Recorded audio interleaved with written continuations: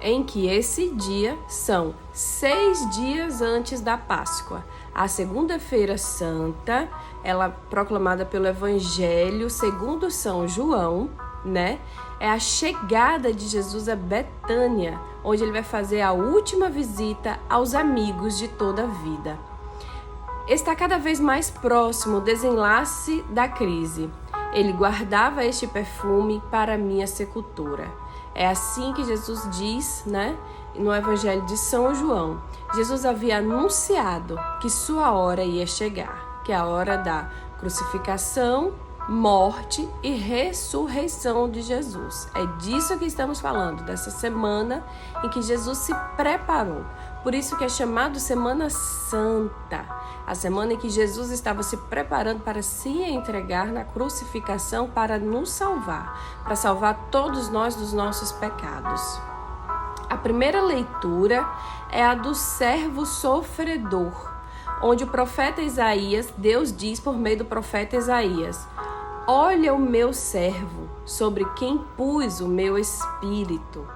E a gente faz essa relação do profeta Isaías, declamando isso de Deus, sobre Jesus nos tempos da Semana Santa, em que ele ia se entregar na cruz para nos salvar. Então, dando continuidade, depois da Segunda-feira Santa, nós temos a Terça-feira Santa.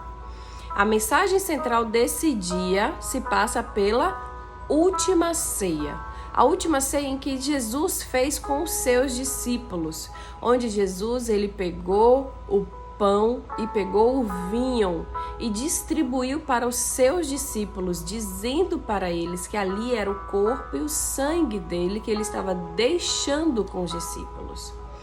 Né? No Evangelho há uma antecipação da Quinta-feira Santa, nessa Terça-feira Santa, onde Jesus anuncia a traição de Judas e as fraquezas de Pedro. Jesus insiste: agora é glorificado o Filho do Homem e Deus é glorificado nele. Então, a gente dando continuidade, depois da Terça-feira Santa, nós viemos para a Quarta-feira Santa. A Quarta-feira Santa, em muitas paróquias, especialmente no interior, nós realizamos uma procissão chamada Procissão do Encontro, onde os homens saem de uma determinada igreja, de uma determinada comunidade, com a imagem de Nosso Senhor dos Passos. E as mulheres saem de outra igreja ou comunidade com a imagem de Nossa Senhora das Dores e fazem esse encontro onde é celebrado a Santa Missa, nesse local onde for marcado o encontro. Nas grandes cidades é mais difícil acontecer, a gente vê isso acontecendo muito no interior. Eu, inclusive, já presenciei. E nessa Quarta-feira Santa falamos também sobre o Sermão das 7 Palavras, fazendo uma reflexão em que chama os fiéis à conversão e à penitência. Então, a Semana Santa, a gente se coloca em uma semana de reflexão, onde tentamos ir pensando um pouquinho mais sobre o que estamos fazendo, né? E nós, como crianças, o que nós estamos fazendo na nossa Semana Santa? Ansiosos, esperando o ovo da Páscoa? Não tá certo, né? Nós estamos ansiosos para glorificar a ressurreição de Jesus no dia do domingo de Páscoa. Então, indo da Quarta-feira Santa, nós vamos para a Quinta-feira Santa. Na Quinta-feira Santa, nós temos 2 celebrações muito importantes que acontecem.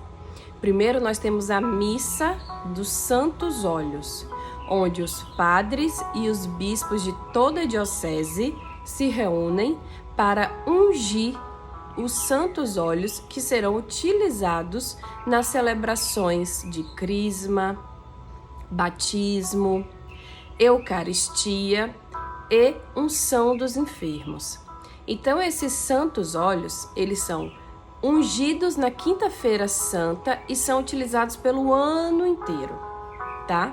Depois, nós temos outra celebração importante, que é a segunda celebração da Quinta-feira Santa, que é a missa de lava-pés, onde o padre ou o bispo, quem estiver celebrando a missa, repete a cena em que Jesus lavou os pés dos discípulos. Não é apenas uma encenação de teatro, é uma forma de demonstração da verdadeira entrega do nosso pároco, do nosso bispo. Nosso pároco é o padre ou o vigário que estiver celebrando a missa no dia, né? Então ele está ali demonstrando toda a sua humildade e entrega ao sacerdócio, repetindo a mesma cena que Jesus fez ao lavar os pés dos discípulos. Isso estamos falando da Quinta-feira Santa, é onde acontecem essas duas celebrações, dos Santos Óleos e a celebração do lava-pés. Tá ok? Então, nós também temos nessa Quinta-feira Santa, não podemos deixar de falar de jeito nenhum, porque é o dia real da instituição da Eucaristia. Nas mesmas missas acontece, né, o momento em que o pão se transforma em corpo e o vinho se transforma em sangue. Em toda missa a gente tem esse momento da transubstanciação, que é a hora em que o padre impõe as mãos ali sobre o cálice, onde está o sangue de Cristo, e sobre a hóstia, para poder fazer a transformação do pão e do vinho em carne e sangue. Então, na missa de Quinta-feira Santa, celebramos também a instituição da Eucaristia, onde Jesus Cristo entregou ali a hóstia como o pão representado, naquela época o pão feito sem fermento, e falou: comei deste corpo e bebei deste sangue em memória de mim. Então, quando Jesus deu essa autoridade aos discípulos para eles fazerem também essa transformação e distribuir para os seus, Jesus deixa ali instituído também a Eucaristia e juntamente o sacerdócio, onde os discípulos dali vão sair e vão propagar, repetindo essa mesma cena de Jesus, com o mesmo foco de fé, onde eles estarão entregando o corpo e o sangue de Cristo para todos da comunidade. Então, nós repetimos em todas as nossas missas esse momento da instituição da Eucaristia deixada pelo nosso próprio Senhor Jesus Cristo.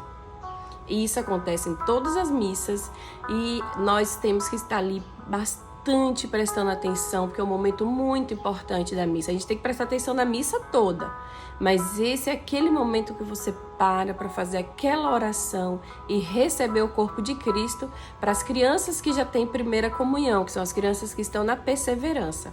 E todos vocês estão aqui aprendendo para poderem fazer parte deste grupo que recebe a comunhão de Cristo. Por isso que vocês são a catequese. Vocês são as nossas crianças, em que nós, com toda a nossa humildade e pequenez, estamos aprendendo junto com vocês e compartilhando esses conhecimentos que já temos da vida cristã, da vida sobre a nossa Igreja Católica, para que vocês estejam preparados para receberem o corpo de Cristo e o sangue de Cristo quando fizerem a primeira comunhão de vocês.